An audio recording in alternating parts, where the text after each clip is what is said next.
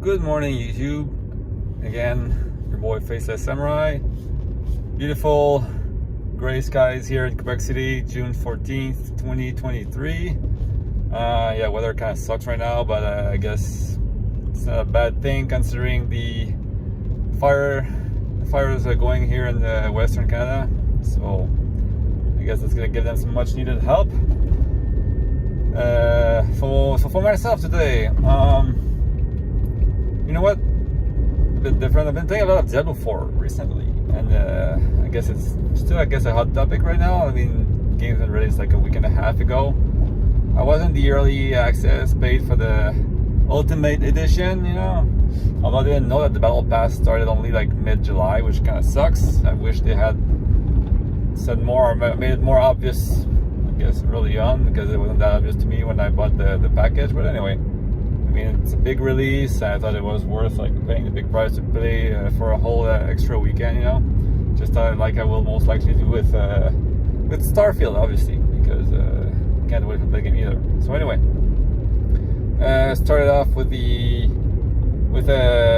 Necromancer and made like a hardcore character because my brother tells me it's the only way to play the game, right? And I mean, I played Diablo 1, 2, and 3.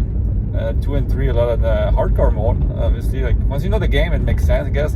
On your first playthrough, it's kind of I guess, you know, because if you keep dying, you know, sometimes, you know, it's your first playthrough, you really want to see the game, right? So you're like, you expect you might be dying, considering you don't know everything, you know, all the intricacies and all the bosses. There might be something you're not aware of, and that might kill you, you know. So it kind of sucks to waste 8, 10, 12 hours of your time and then die, especially when you have very little time to play games like I do. So yeah, but I still went with it.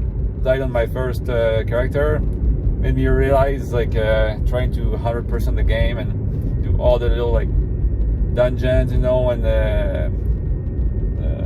all the little like little bosses around the strongholds and stuff.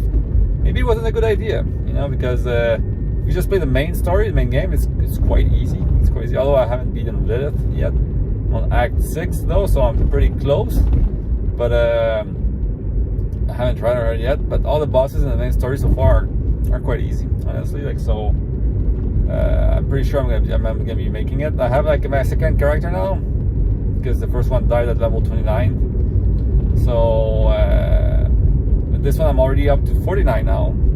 Don't know how many hours and that's for me, but doing pretty well. It's already slowing down. I was hoping to be top 1,000 to get the Lilith statue, but at this point I have no idea because I don't know who's tracking that stuff, where it's tracked. I mean, I know there's the D4 race online that was mostly for streamers being tracked, you know, so that doesn't give you the whole story.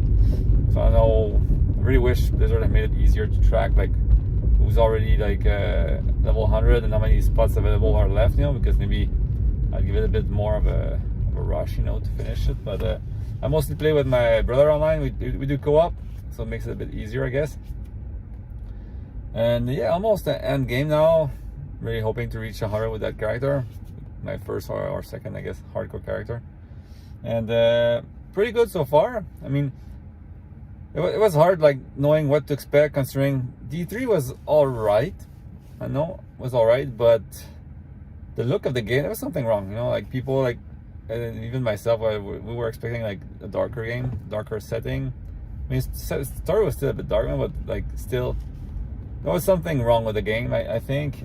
And I mean, I don't know how they kept people going and even after all this time with the rifts and stuff and the new seasons, but I guess they still had a small community playing the game. It still sold really well though. I mean, it's Diablo already, so it had to. But D4, I think it's all the right things. They're pushing in a new direction, a bunch of new stuff. But it's also appealing, I think, to the older hardcore like fans. I mean, the tree is pretty cool. A lot more diversified than the one from Diablo 3. Diablo 3 was too simple. So it's like it's no Path of Exile, but it's not D2 either. So it's like in between. So I think they have like some good stuff in there. Lots of possibilities for different builds, you know. So I still expect people to go for like the specific builds that they find online that are like through like tested, you know. But I mean, there's still, I think, like possibilities for people to try other stuff, you know, so more hybrid builds or and whatnot. So yeah, really well made on that front.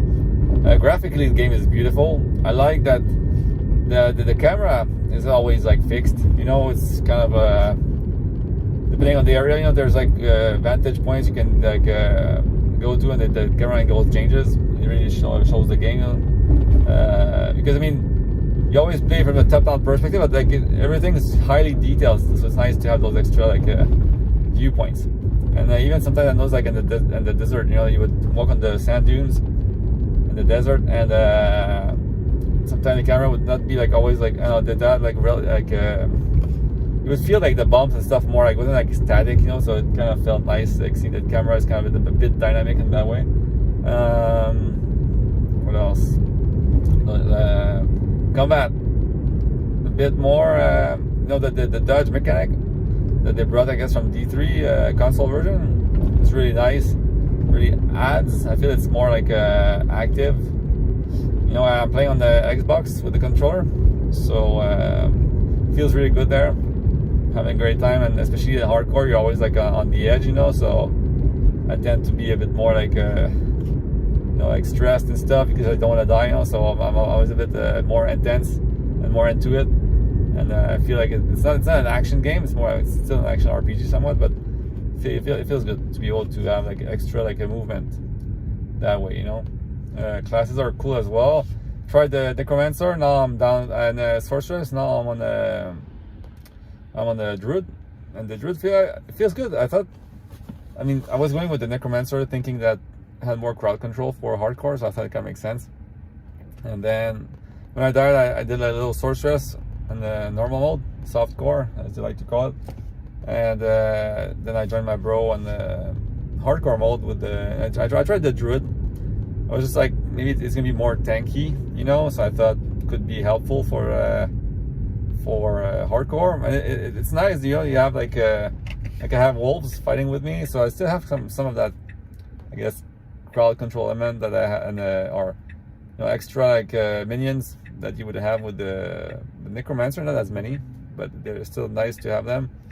And if I haven't complained with the Druids, that the cooldowns are kind of long, so it feels like you just pop everything and then you can destroy like pretty much anything that's on screen. And then you keep walking, and then you get a new groove, and it's like, oh, I have to wait like 10-12 seconds before I can pop my shit again.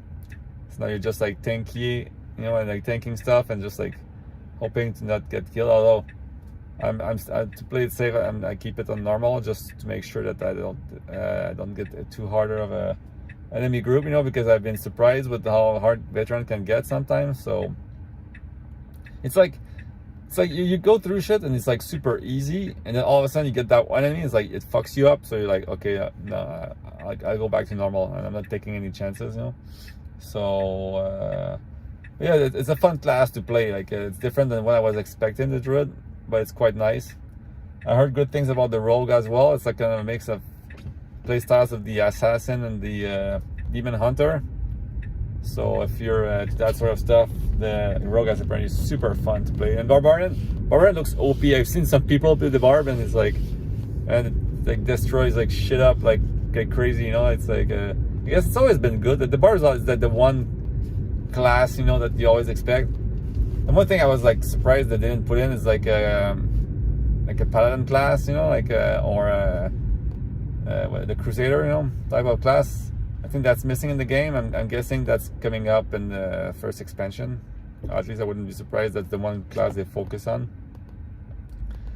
So yeah, like I said earlier, I'm at Act 6 in the game now, so almost up to Lilith. And some nice boss fights in that act, and even a bit before. You know, there's like, because I don't want to go too much into details because it might be some people that haven't played yet, you know, so no spoilers. But some nice boss fights, or like some nice I guess you know, like stuff related to the previous games, if I can say, you know, like some characters coming back or some enemies coming back. And I like what they're doing with Lilith, like how she's trying to bring some of the old I guess old bosses, old enemies back into the fray, you know, and it's for people that have played D2 especially, there's like some nice stuff in there for you, I guess. So like I don't want to say too much, but yeah, pretty cool end to the game. Like in the middle, I was like, I don't know what's going on, you know, like although I have to admit I wasn't following the story too much because I was just trying to rush the game to get the max level and get my mount as well.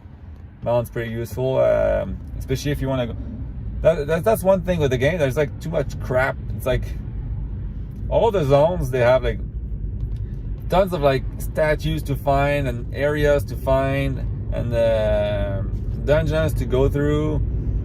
And the dungeons are actually worth going through because you get like aspects and stuff, so it helps you get like, it gives you an advantage really, and to have those on. And I mean, there's different ways to get stuff, but like it's still like pretty good way to get those. And the thing is like the dungeons are hard, so I've been skipping them all. But those statues I've been doing, well, they're not hard. It's just the bosses can be a pain in the butt, and I didn't want to risk it, so that's why I'm not doing them, since I don't want to die in the hardcore.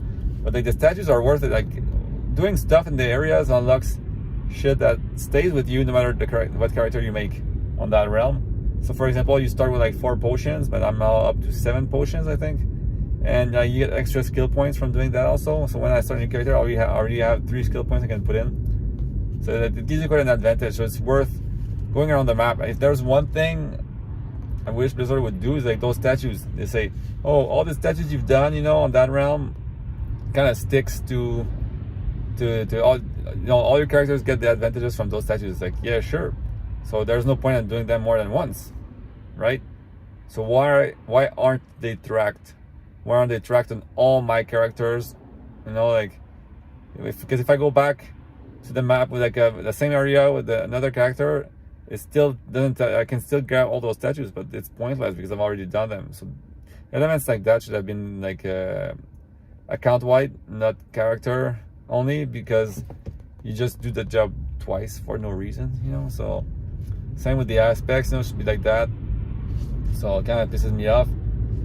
I've been skipping a bit with the hardcore character, but I'm probably gonna do a second run and try to go through all the shit with a softcore character. So I was hoping to get some achievements and stuff on Xbox especially, but they kind of made it. I know D3 was easy on the achievements. D4 is like, you can tell you have to do several playthroughs with all the characters because all the achievements cover all the characters. So I guess the game should keep me busy all summer long, you know. But anyway, like it's not like, I don't think I have any big release. There's like some nice stuff coming up, especially on Game Pass. But I mean, until like Starfield, it's more like smaller stuff. So except maybe for Exo Primal, like so yeah, D4 could be busy for quite a while, and it's a very fun game. I can tell like people are gonna be like into it for quite a while, especially with the battle passes. I mean, Blizzard knows how to make money, like I mean, they're already like what 14 seasons up in like Diablo Immortal, so I'm guessing we should expect the same thing with D4. Really hoping to bring a ladder in though, because that's what people like about Diablo, and that competitive like element with the ladders. You can reach max level first and stuff, so I really hope they put that in the game. And can't wait to see what kind of content they bring, because we've always gotten like one expansion with each of the games. You know, I think it was a Hellfire, I think, at Diablo 1, and then Lord of Destruction at Diablo 2. D3, I actually forgot the name, and I didn't play that one as much, but and we got the Crusader with the we got the Necromancer, I guess, extra DLC with D3. But now we're supposed to get 2 full expansions plus all the battle pass. All the battle passes, I guess, are more like cosmetics than anything, you know. Well, you never know. Maybe they're gonna add some extra stuff. I mean, if they have a full team working on that, like, you know, like full time, they might have some worthwhile content in there. Although I'm not expecting much from that. I'm expecting mostly cosmetics and just a way to make easy money in the game. I mean, we haven't gotten sales number yet. We know they've made 666 million in what, 5 days or something. And but I'm still expecting like. So I mean, we know that launch line they've blown Diablo 3 out of the water, but even long term, I'm still expecting this thing to sell more.